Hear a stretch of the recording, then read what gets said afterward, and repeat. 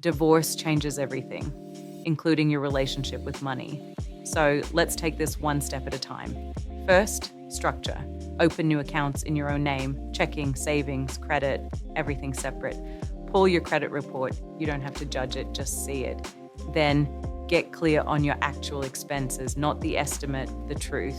Look at the last 90 days and write it down. This isn't about control or punishment, it's about clarity. Because the moment you know what's really happening, the fear starts to quiet down. Starting over doesn't begin with panic, it begins with information.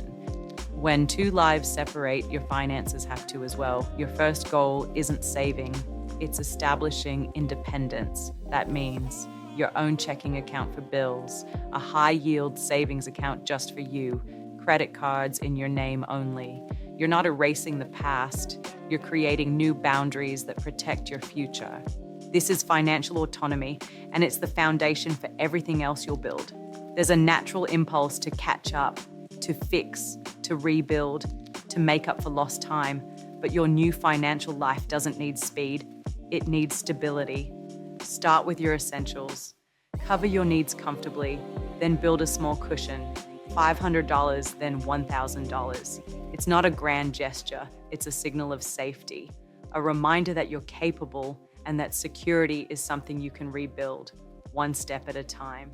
Credit is really just a reflection of consistency over time. So think of it like rebuilding trust with yourself and the system.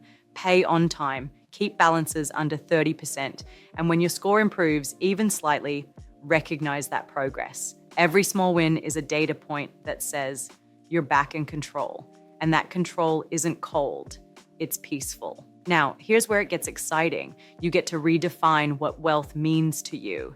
Maybe it's not a joint account anymore. Maybe it's peace of mind, freedom, or the ability to choose your next chapter without asking permission. Set one-year milestones that feel both realistic and empowering. Pay off one debt, save 1 month's expenses. Do one thing that feels abundant, a trip, a class, a fresh start. Because wealth isn't just about the numbers. It's about the confidence to build life on your own terms. Starting over doesn't mean starting from nothing. It means starting from wisdom. You've learned, you've adapted, and you're rebuilding something solid, this time with your name on it. If you're in that season of rediscovery, subscribe, because this channel is here to help you rebuild stability, confidence, and calm, one step at a time.